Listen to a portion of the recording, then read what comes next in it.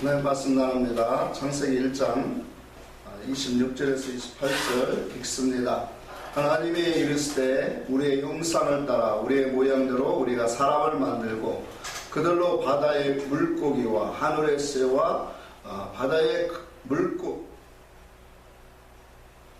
물고기와 하늘의 새와 가축과 온 땅과 땅에 기는 모든 것을 다스리게 하자 하시고, 하나님이 자기 형상 곧 하나님의 형상대로 사람을 창조하시되 남자와 여자를 창조하시고, 하나님이 그들에게 복을 주시며 하나님이 그들에게 이르시되 생육하고 번성하여 땅에 충만하라. 땅을 정복하라. 바다의 물고기와 하늘의 새와 땅에 움직이는 모든 생물을 다스리라 하시니라. 아멘. 오늘은 창세기 20번째로 사람의 창조한 하나님의 형상대로 만드셨다는 그런 의미를 갖고 말씀을 같이 나누기를 원합니다. 하나님의 왜 사람을 하나님 자기 모양으로 우리를 만드셨을까요? 그것은 결론부터 말하면 우리를 자기의 아들들로 삼아서 우리와 사랑의 나눔을 갖게 하기 위한 그러한 목적을 갖고 그렇게 하셨습니다. 하나님께서 창조한 이 세계는 수없는 많은 물질도 있고 만물과 또 그 안에 있는 기식하는 모든 생명체가 있고 또 영적인 존재 천사까지도 있습니다. 근데 그 많은 이 피조물 중에 특별히 하나님의 형상을 따라 지음을 받았다라는 그런 내용을 가진 다른 피조물은 없어요. 오직 우리 사람만이 하나님의 형상, 그 모양대로 지으셨다라고 성경에 기록하고 있어요. 우리가 잘 아는 히브리서 1장에도 보면 그렇게 말씀했죠. 하나님께서 어느 때에 천사들에게 너는 내 아들이라 하지 아니했다 그랬어요. 오직 뭐예요? 우리 사람들을 자기의 아들로 삼으시고 그 아들들에게 당신의 누리시는 그런 아름다운 역사와 그 은혜를 힘입을 수 있도록 하나님이 선택하셨다는 것이에요. 그래서 이 모든 만물의 하나님의 창조를 보면 그 모든 만물 창조의 목적은 뭐예요? 하나님의 특별 창조인 우리 인생, 우리 사람들에게 하나님의 그 살아계신 그 신성과 능력을 우리로 하여금 깨닫게 하기 위하여 모든 만물과 이러한 보여지는 피조물을 통해서 하나님이 계시하고 있다는 사실이에요. 그래서 모든 만물을 우리에게 주신 것은 우리의 뭐예요? 하나님을 알아가는데 그 하나님의 신성에 대해서 깨달을 수 있는 그런 보조물로 창조하셨고, 특별히 우리 사람만이 뭐예요? 하나님의 특별 창조라 그렇게 신학에서 말을 하고 있습니다. 그런 것처럼 오늘 우리가 하나님의 이 목적 속에서 특별 창조한 우리 인생을 향한 하나님의 그 순수한 궁극적인 목적을 우리는 늘 깨닫고 나아가야 합니다. 하나님께서 사람을 창조하신 그 속에는 우리가 아까도 말한 것처럼 뭐예요? 당신의 아들로 우리를 삼으시려 그렇게 한다고 그랬죠. 당신의 아들로 삼으시는 그들에게 바로 당신이 누리시는 그 영광, 그 기쁨, 만족을 우리에게 입혀주시기를 원하시는 것이 뭐예요? 하나님이시다. 그런 당신의 아들로 만드시는 그 과정 속에 하나님이 필요한 것이 뭐예요? 세상이라는 만물, 이 피조물 세상을 하나님이 주신 거예요. 그래서 당신이 그 누리시는 영광과 그 기쁨과 만족을 당신의 택한 백성들에게 주시기까지 당신의 백성들이 뭐예요? 하늘에서 간 신령한 복으로 오늘로 은혜를 입고 양육을 받는 그런 과정의 모든 것들이 이 세상에 보여지는 피조물 속에 하나님이 예시하고 있다는 사실입니다. 하나님의 세계는 하나님 외에는 하나님의 성질과 하나님의 성격으로 되지 아니하면 누릴 수가 없는 것이에요. 그것을 에베소 1장에 보면 하늘에 속한 신령한 복이다 그렇게 말한 거예요. 그러니까 우리가 하나님의 형상을 입고 하나님의 모양으로 인격으로 지어져 가는 것이 바로 뭐냐? 하늘에 속한 신령한 복을 받는 거예요. 그 복을 받는 사람이 바로 뭐예요? 그 나라의 영원토록 오늘 아들의 그 기업을 입을 수 있는 그 약속을 성경이 말씀하고 있다라는 것을 오늘 우리가 바로 깨달아야 합니다. 그래서 하나님이 원하시는 것이 우리에게 무엇인가를 우리는 말씀 속에서 구구절절마다 하나님의 의도를 깨달아야 되는 거예요. 자, 우리가 하나님께서 우리를 교회로, 오전에도 얘기했지만 하나님께서 우리를 교회로 인도하셨죠. 그 교회로 인도하셔서 우리에게 예배를 드리고 헌금을 드리고 어떤 활동과 사역 중심으로 열심히 일하기를 원하시는 분이 아니에요. 매일 드리는 말씀이지만 그런 모든 사역 속에서 하나님의 그 은혜와 사랑을 깨닫기를 원하시는 거예요.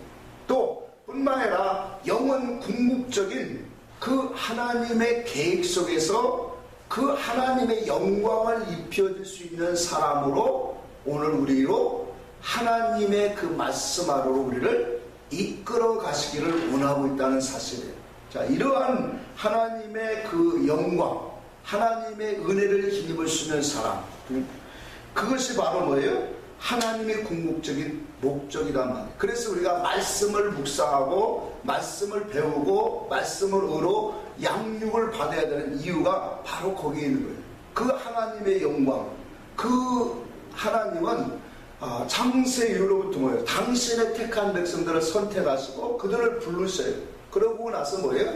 당신의 그 뜻과 계획을 그 사람들에게 날마다 나타내시고 선포하셨다는 사실이에요. 특별히 하나님의 종들, 선지자를 통해서 뭐예요? 당신의 그 하시는 일들을 그 말씀 속에 뭐예요? 감춰주고 선포하시고 때로는 당신의 사랑하는 자들에게 나타내신다는 사실이에요. 이와 같은 하나님의 영광의 그 사랑과 그 은혜를 선포하시고 나타내시는 그 하나님께서 오늘날도 그의 은혜를 힘입을 수 있는 존재들을 찾으시고 또한 그를 느낄 수 있고 그의 사랑을 알 수 있고 교제할 수 있는 사람을 오늘도 찾으시는 하나님이심을 오늘 우리는 깨달아야 합니다. 그래서 요한복음 4장에 우리가 잘 아는 것처럼 하나님은 영이시니 신령과 진정으로 예배하는 자들을 찾으시느니라. 이렇게 예배하는 자를 찾으신단 말이에요. 그러니까 하나님을 알아가는 예배, 성령으로 우리를 깨닫게 하는 그 예배를 하나님은 뭐예요? 오늘도 당신의 백성들을 찾으신다는 거예요.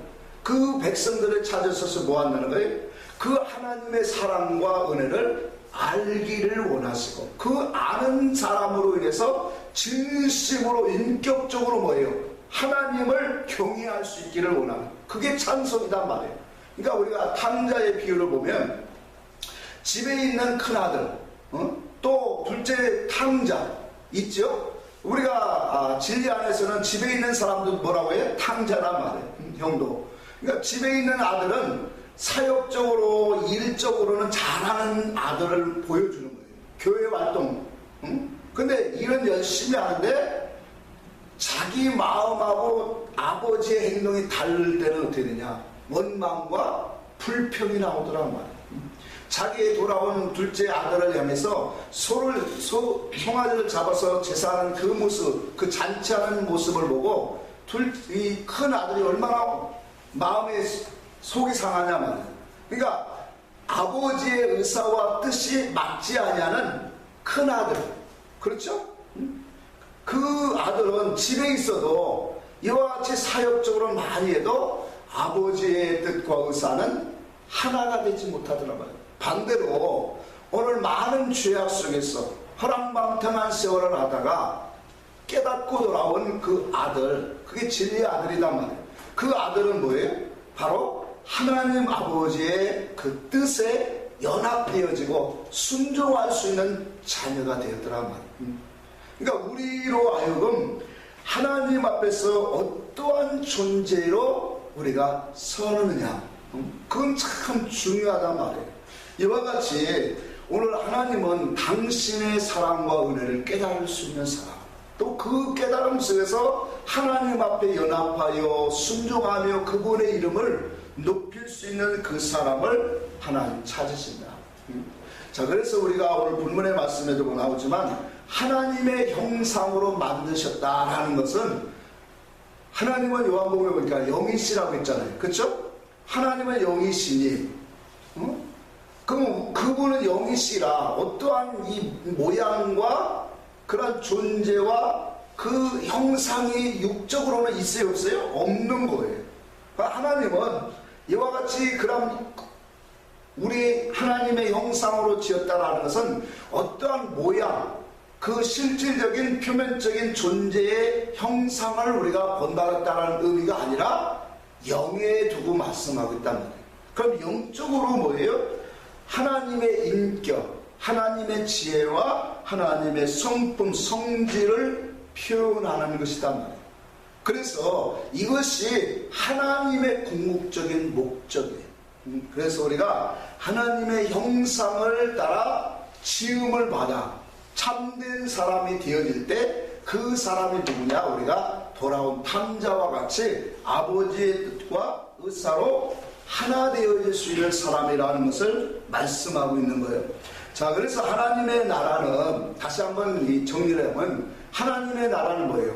하나님과 같이 온전해지고 하나님과 연합되어지고 하나 되지 않으면, 다시 말하면 그리스도화 되지 아니하면 하나님의 세계를 누릴 수가 없는 거예요.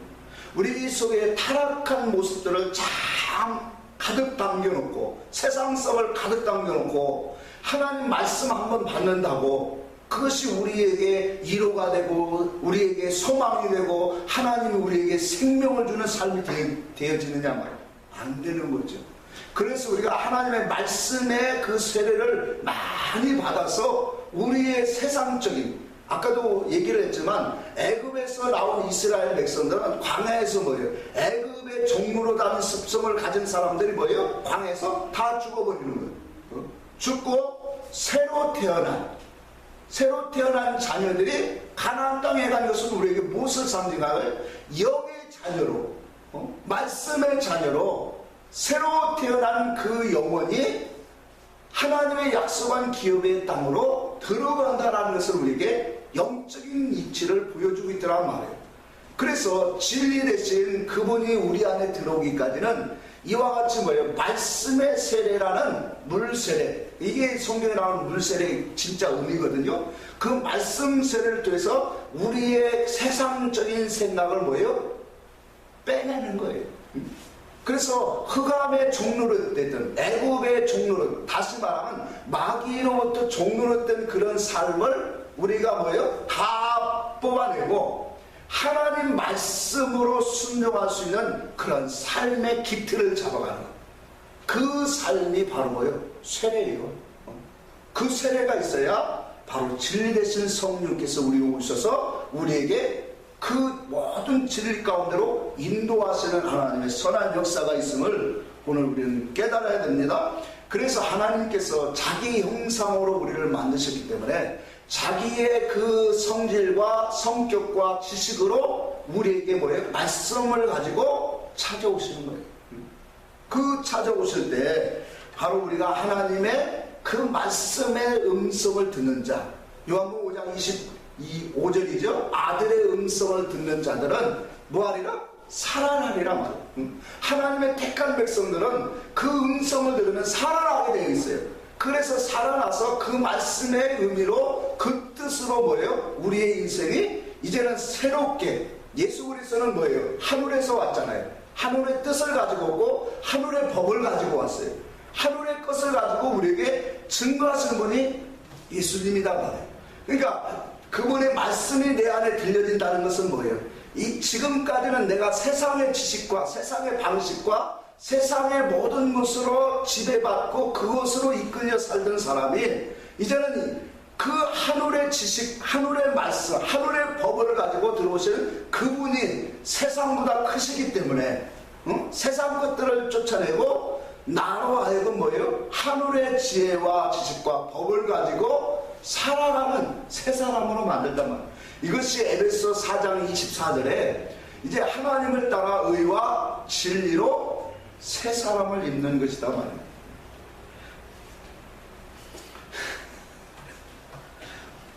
그래서 우리가 하나님 앞에서 이와 같은 이 인격체, 신앙의 인격으로 만들어지는 그러한 이 하나님 이 믿음으로 성장되어질 때 하나님의 그 사랑과 은혜를 뭐 하는 거예요? 느끼고 그 사랑 안에서 또 찬송과 영광을 돌릴 수가 있는 거예요. 자, 우리가 이와 같은 그래서 베드로후서 1장에도 보면 5절 이하에 보면 신의 성품으로 자라가라 그렇게 말합니다. 그 하나님의 신의 성품에 우리가 믿음의 덕의 지식을 이렇게 쫙 나오죠. 자라가라는 거예요. 왜? 그 자라가는 만큼 그 하나님의 사랑과 은혜를 느낄 수 있고 알 수 있고 깨달을 수 있어서 하나님 앞에 영적인 교감의 생활을 할 수 있기 때문에 그래요.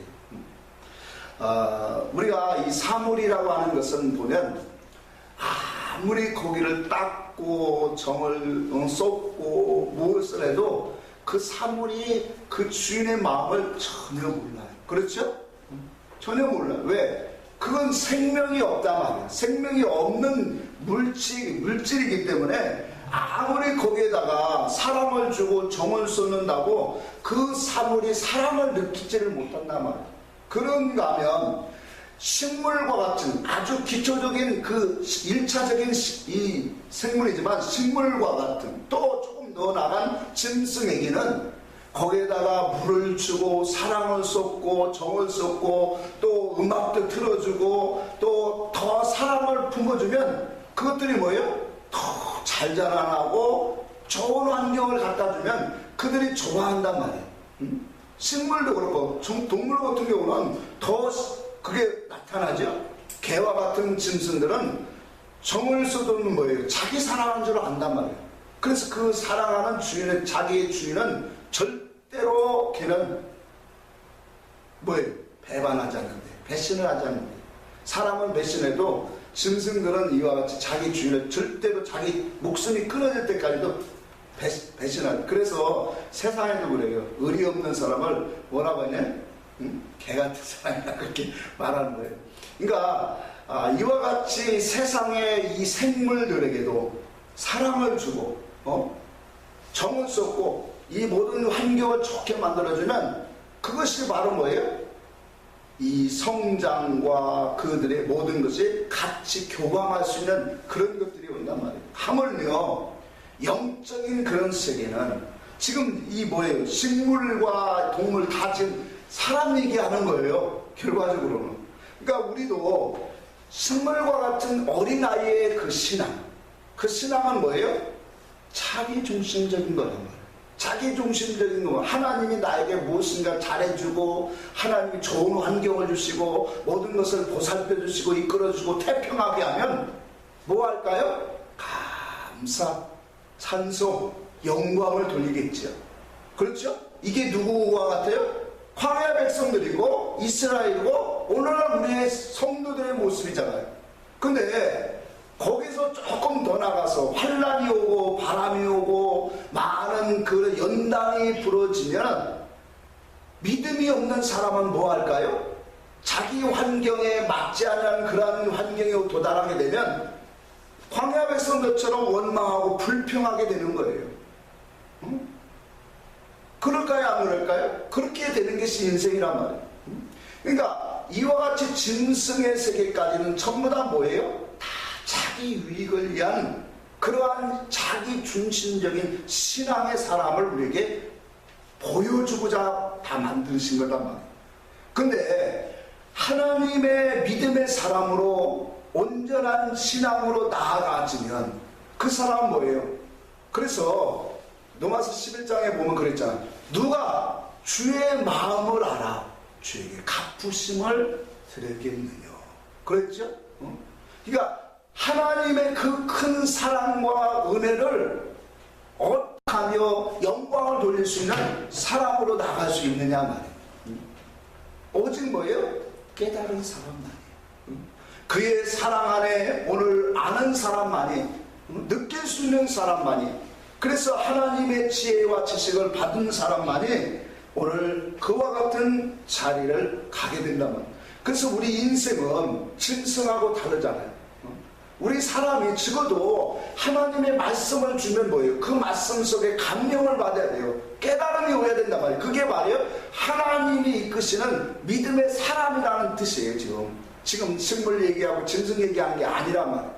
그러니까 우리가 죽어도 하나님의 형상을 닮아가는 사람으로 이끌림을 받다면, 하나님의 그 온전한 말씀, 생명의 말씀, 은혜의 말씀이 우리 속에 들려진다고 할 때 그 말씀이 뭐예요? 내게 깨달음이 되어져야 되고, 그 말씀이 내게 화합되어야 되고, 그래서 때로는 뭐예요? 그 말씀 속에 감동을 입고, 때로는 회개하고, 때로는 하나님의 의의 말씀으로 무장하고, 때로는 사랑을 또 표현하기도 하고, 그렇잖아요. 사람은, 짐승은 그런 걸 못해도 사람은 이와 같은 뭐예요? 남이 나를 사랑해주면 그 감정을 알아주고 그 사랑, 정과 그 모든 것을 나눌 수 있는 것이 사람이잖아요. 마찬가지 영적인 이치도 그렇단 말이에요. 내가 하나님의 온전한 형상, 그분의 형상으로 지음을 받아가는 사람이라면 하나님 말씀이 올 때 뭐예요? 그 말씀 속에 지혜와 지식을 깨닫게 되고, 이치를 깨닫게 되고, 그 속에서 하나님의 사랑을 깨달아서 감사할 수 있는 사람이 되어지고, 하나님 앞에 영광을 돌릴 수 있는 그러한 믿음의 길로 가는 것이 뭐예요? 온전한 사람으로 힘입어 가는 사람이란 말이에요. 그래 안 그래요? 그 사람이 진짜 하나님 앞에 가는 거예요. 이와 같이 하나님 앞에 우리가 하나님의 사람으로, 하나님의 형상과 모양을 따라 지음을 받아가는 사람으로 온전해져 가는 것이 뭐예요? 하나님의 나라의 활동성으로 그만큼 커지더란 말이에요. 그래서 하나님의 형상과 인격으로 오늘 우리가 충만하게 이룰 때, 에베소 4장 13절 이하에 보면 주 예수 그리스도를 보내신 자 예수를 아는 것과 믿는 것과 아는 것이 하나가 돼요. 그리스도의 장성한 분량에까지 이르게 되나니. 그러니까 예수 그리스도의 장성한 분량으로 이루어질 때 오늘 뭐예요? 우리는 이 땅에서뿐만 아니라 마지막 우리가 가는 그 영원한 세계에서도 하나님의 충만한 사랑과 은혜를 거기서도 누리며 살아갈 수 있단 말이에요. 하나님의 세계는 사랑의 세계잖아요. 그러면 그 세계를 우리가 하나님의 사랑 안에서 누리고 그와 연합하여 함께 할 수 있는 그 사람은 누구냐 말이에요. 이 땅에서 그의 사랑을 알아가는 자, 그 사랑으로 우리가 온전한 형상으로 이끌림을 받는 사람이 바로 하늘에 속한 사람이다. 그래서 하나님의 형상대로 닮은 그러한 존재를 지어지는 것이 바로 뭐예요? 신령세계를 누리는 오늘 우리를 향하신 하나님의 목적이다 말이에요. 오늘날 우리가 신앙생활을 합니다. 그 신앙생활 속에서 하나님의 사랑을 느낀다는 것, 하나님의 은혜를 안다는 것, 그분이 행하시는 그 은혜 속에서 내가 그분 앞에 정말로 진심으로 감사가 되고 찬송이 나온다는 것, 이보다 더 행복한 건 없는 거예요. 하나님이 그 사람 속에 이와 같은 깨달음과 성령의 감화 감동을 주신다는 것은 그건 하늘의 신령한 복을 말한단 말이에요. 자, 그래서 우리에게 이와 같이 하늘의 이 하나님의 형상과 모양을 따라 우리에게 만들어지라고 이 여러 가지 우리에게 계명을 주시죠. 생육하고 번성하고 뭐 여러 가지 있죠. 생육하고 번성하여 충만하라, 그렇게 나온단 말이에요.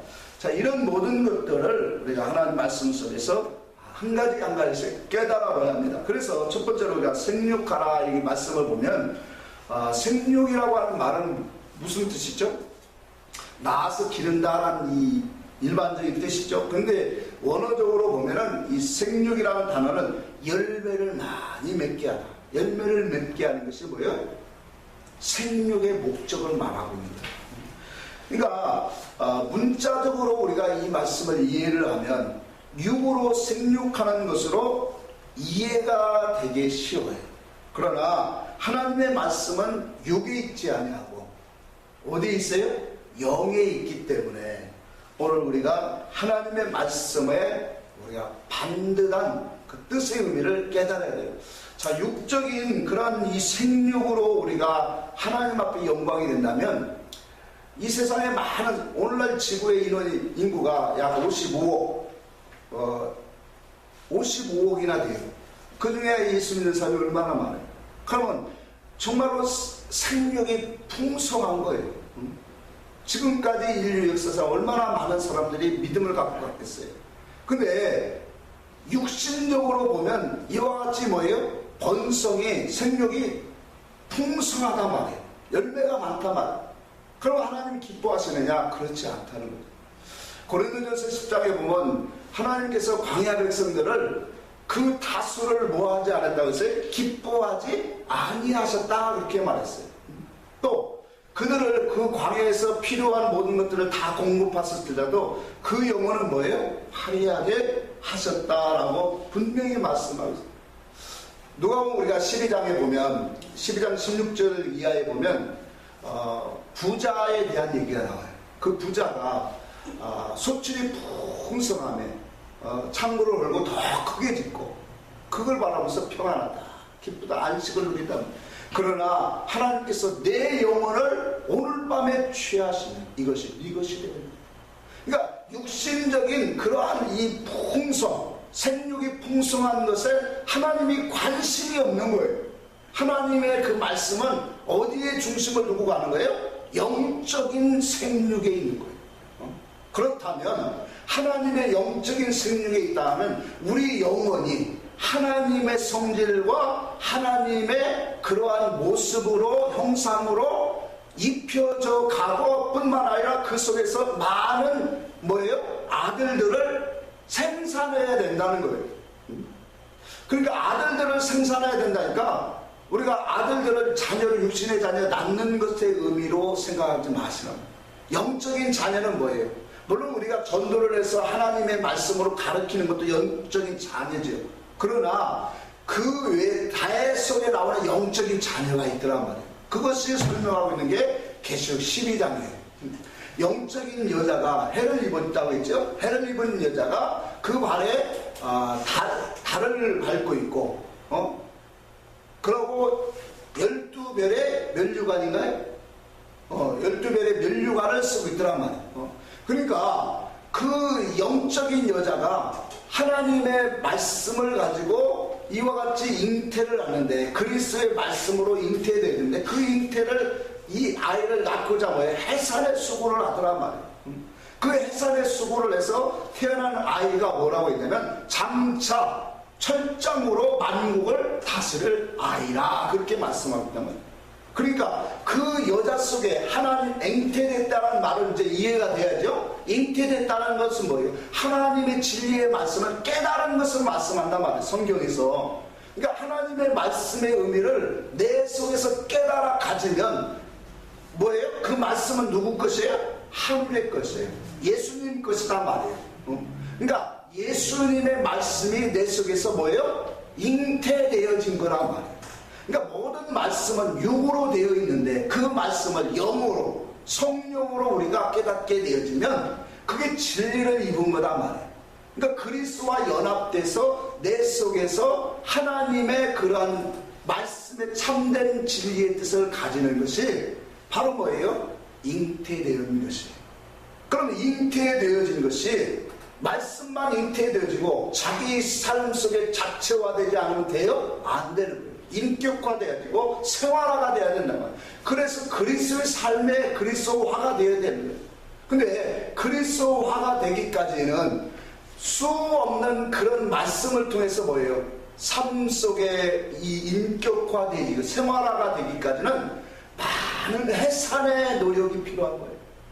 그래서 말씀을 가지고 그 말씀을 받으면 항상 뭐예요?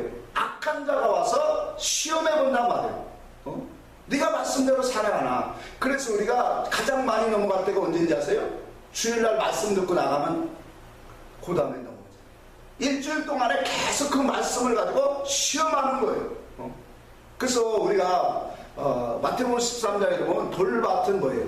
말씀을 받되 기쁨으로 받으나 뿌리가 연약하다. 뿌리가 없다. 그 속에서 우리에게 주신 교훈이 또 하나가 있어요. 말씀을 인하여 우리에게 시험할 때 넘어지는 자라. 그렇게.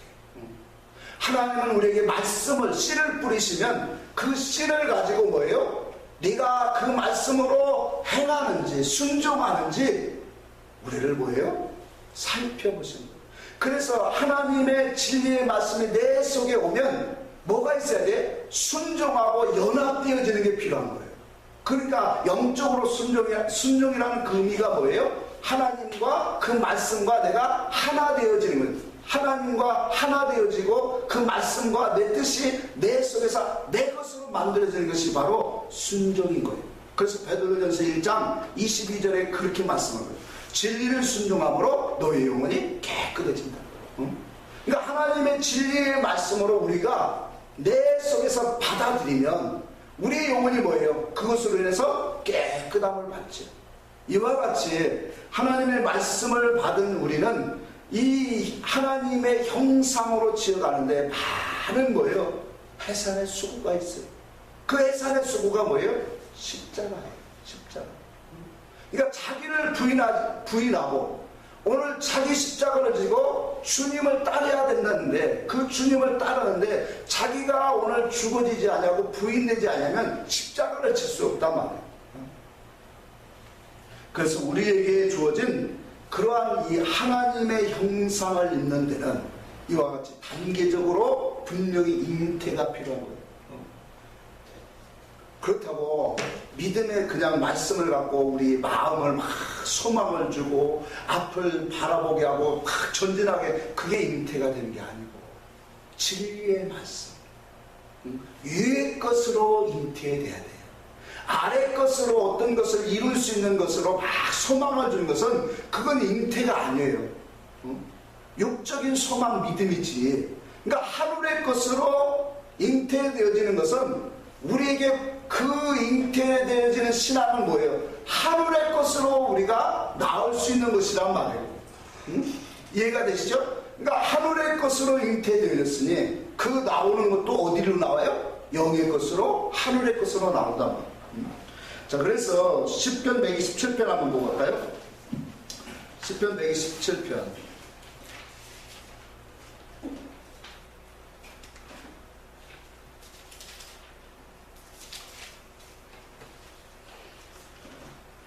(3절) 있습니다. 보라, 자식들은 여호와의 기업이요 태의 열매는 그의 상급이로다 그랬어요.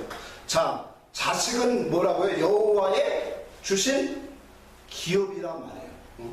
자, 아까도 말했죠. 계시록 12장에 보면 그 여자가 그 잉태되어서 그 아이를 낳으려고 하니까 말씀에 보면 뭐라고 했어요? 용이 그 여자가 아이를 낳지 못하도록 입을 벌리고 있더란 말이에요. 그러니까 그 용이 따라다니면서 그 여자가 해산의 수고를 못하고 아이를 낳지 못하도록 잉태하지 못하도록 그렇게 많은 더러운 것으로 그 여자를 괴롭히더란 말이에요. 그러니까 하나님 앞에서 이 자식을 갖는다라는 것은 자식은 바로 하나님이 주신 여기에 보니까 뭐라고 했어요? 기업이다 그렇게 말하는 거예요. 기업. 그래서 우리가 영의 아들로 생명으로 낳는 것은 바로 뭐예요? 하늘나라 장차 하늘의 영광을 힘입을 수 있는 만국을 다스릴 수 있는 아들이다 라고 분명히 우리에게 말씀하여 주신 거예요.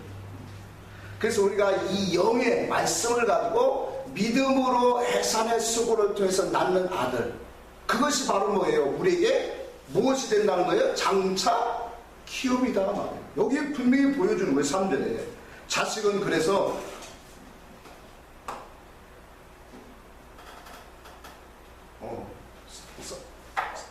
자식들은 여호와의 기업이라고 그랬죠. 자, 태의 열매는 뭐예요? 그의 상급이란 말이에요. 상급. 그래서 태는 우리가 잉태하는 것은 뭐예요? 그거의 하나님의 은혜의 복인 거예요. 여기.